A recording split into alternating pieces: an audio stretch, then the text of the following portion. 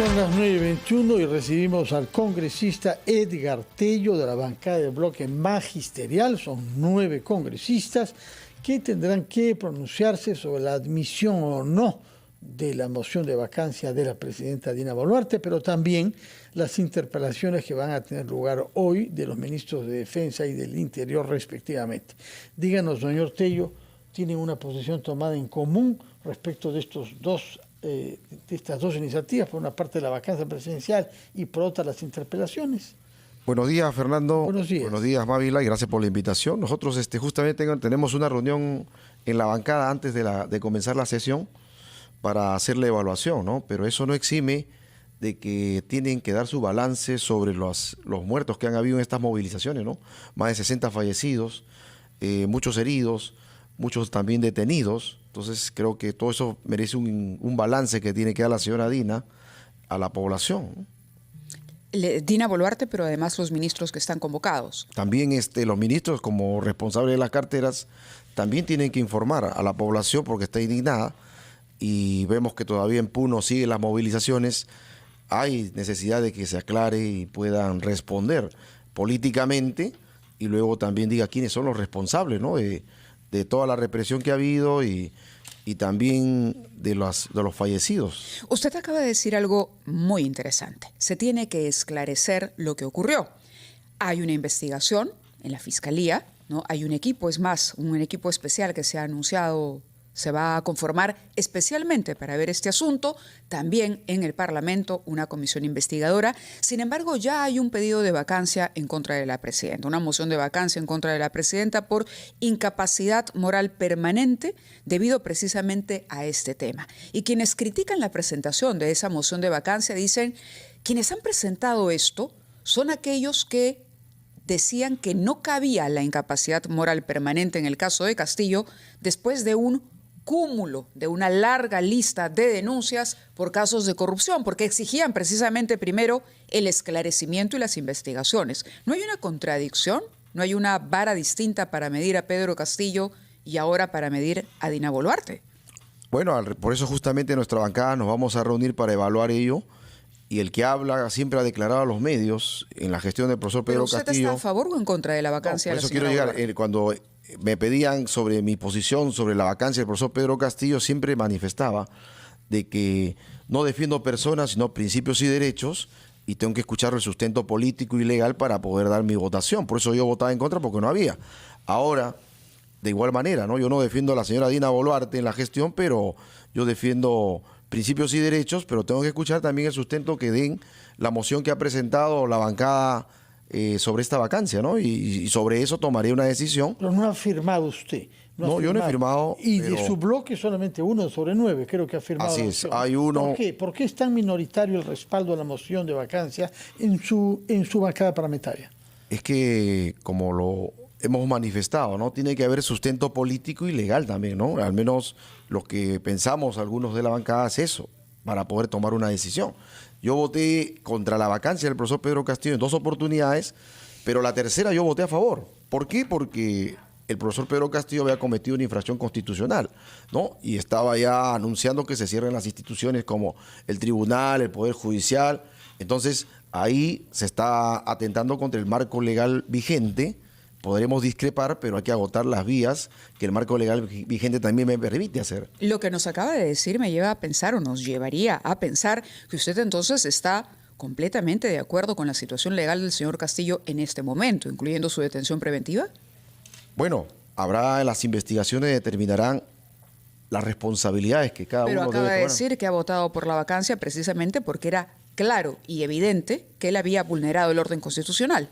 No, eso sí yo lo reafirmo, porque no solamente soy maestro, soy político, sino también soy abogado, ¿no? Y creo que estamos en un marco legal vigente, donde hay instituciones democráticas bajo este marco legal, y el profesor lo que hizo fue con el mensaje generar o mejor dicho, cometer una infracción constitucional. Un intento de golpe de Estado. Claro, que se frustró, pero indudablemente las investigaciones determinarán el grado de responsabilidad del profesor y de aquellos que estuvieron también dentro del entorno, ¿no?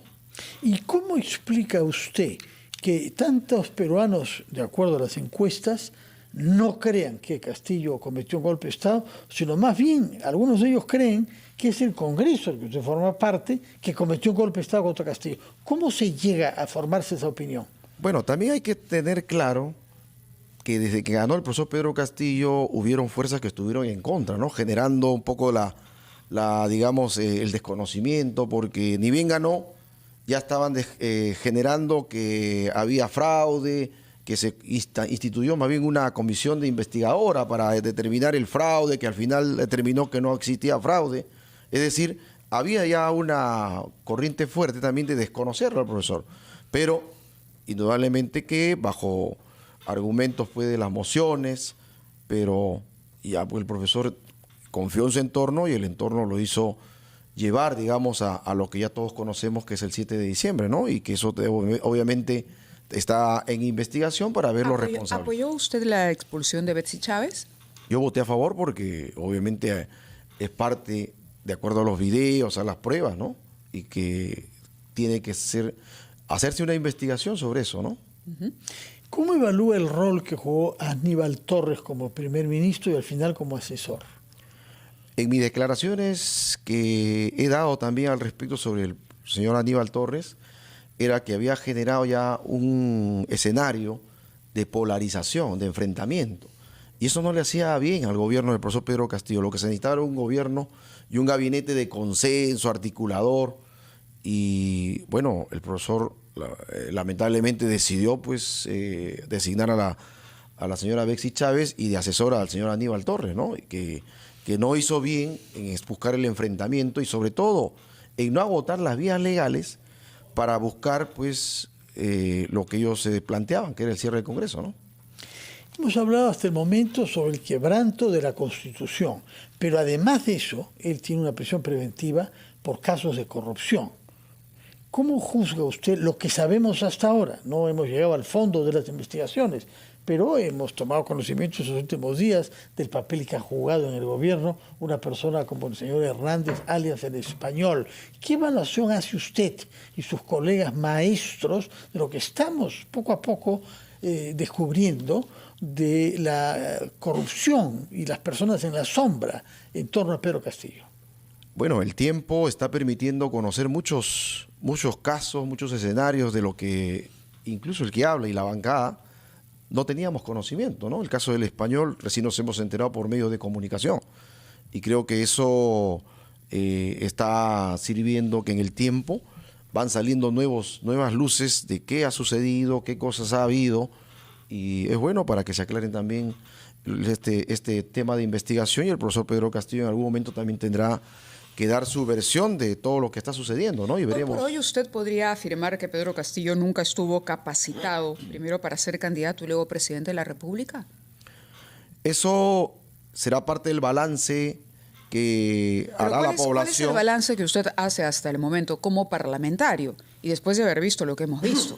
El balance que podemos hacer es que el profesor fue parte de un proyecto en el cual también yo participé para ir al Congreso. Por eso le hago la pregunta. Y el profesor tomó una decisión de alejarse de su bancada, alejarse de su gremio, y él decidió hacer su propia agenda, ¿no?